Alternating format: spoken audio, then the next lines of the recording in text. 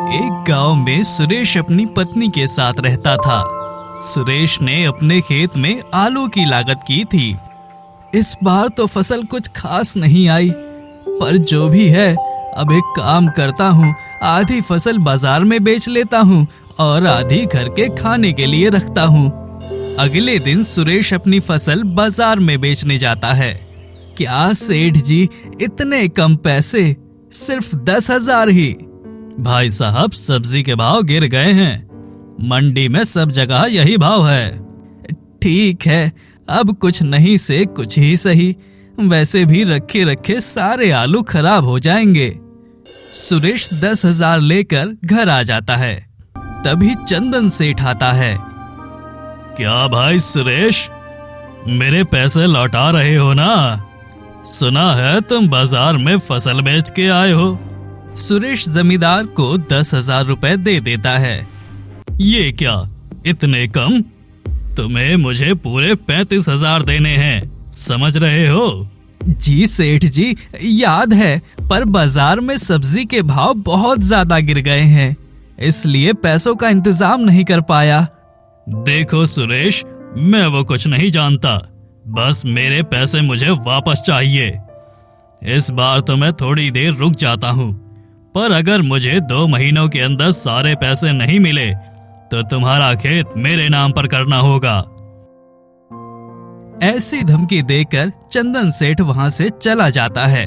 अरे बाप रे, अब इतने कम समय में इतने सारे पैसे कहां से लाऊंगा?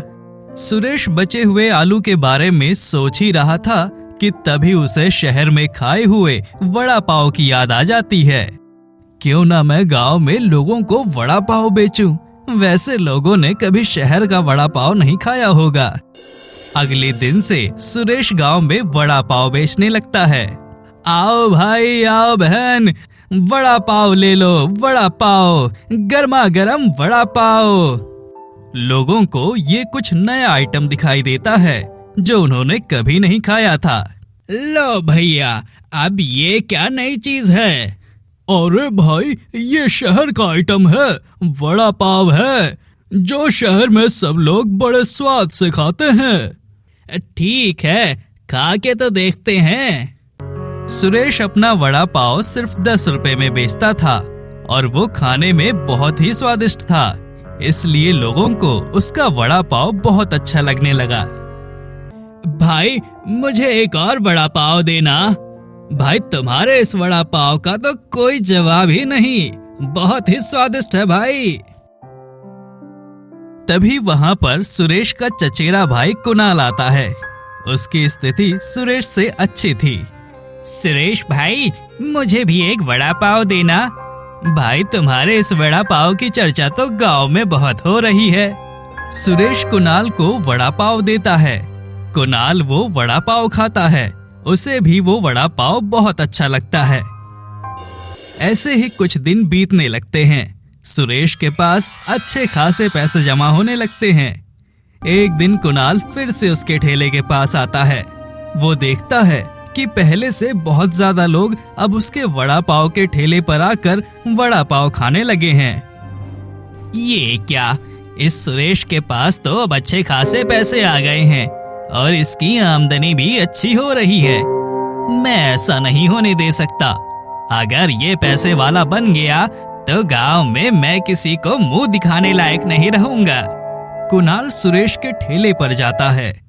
सुरेश भाई, तुम्हें तो पता ही है, इस बार तो बाजार में सब्जियों के भाव कितने गिर गए हैं, खर्चा बढ़ गया है।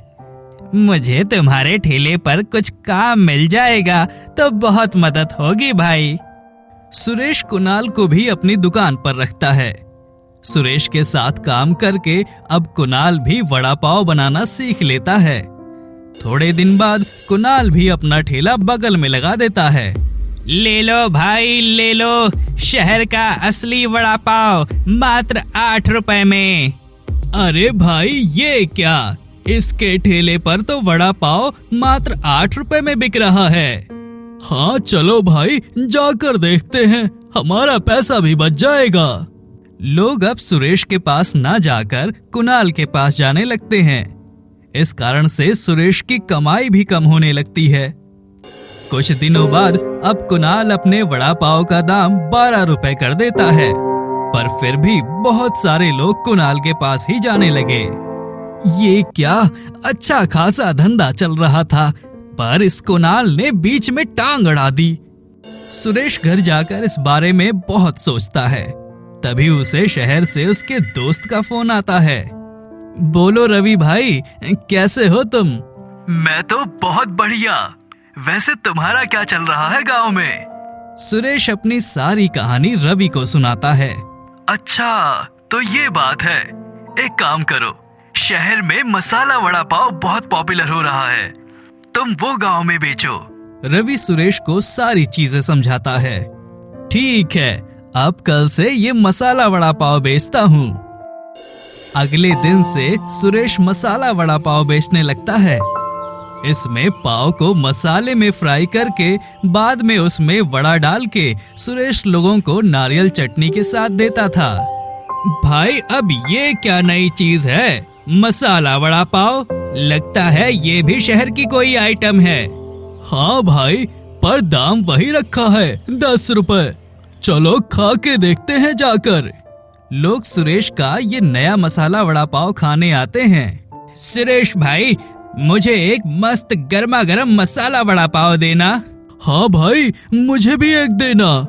सुरेश उन्हें मसाला वड़ा पाव एक थाली में चटनी के साथ सर्व करता है।